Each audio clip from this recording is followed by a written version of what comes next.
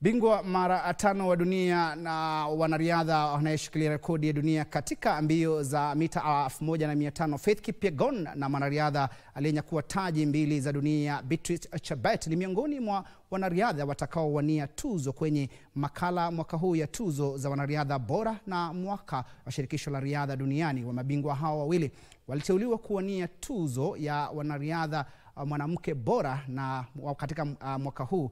Bingwa wa dunia wa mbio za mita 800 Emmanuel Wanyonyi akiteuliwa kuwania taji ya wanaume. Faith Kipyegon ambaye hivi majuzi alinyakua taji ya mbio za Athletes NYS alishinda taji yake ya 5 ya dunia ya mbio za mita 1500 wakati wa mashindano ya mwaka huu na ya dunia jijini Tokyo, Japan, na pia akanyakua nishani ya fedha katika bingwa huyo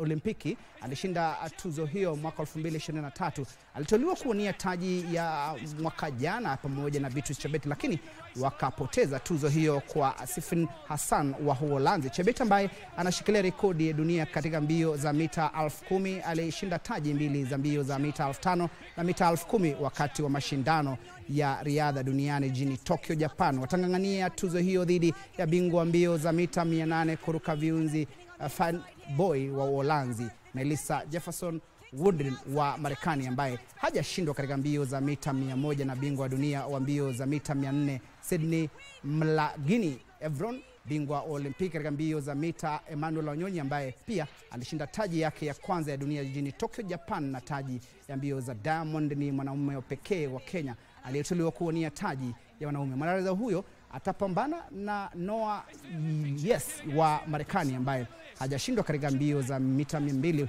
Mwenzake Godel Tenj ambaye ni bingwa wa dunia wa Diamond League katika mbio za mita 10,000 kuruka viunzi na bingwa wa dunia mbio za mita 800 kuruka vizuizi Rai Benjamin. Bingwa wa dunia wa mbio za mita 10,000 Jimmy Gracia wa Ufaransa na aliyeteuliwa kutakuwa na shughuli za upigaji kura kuchagua washindi wawili.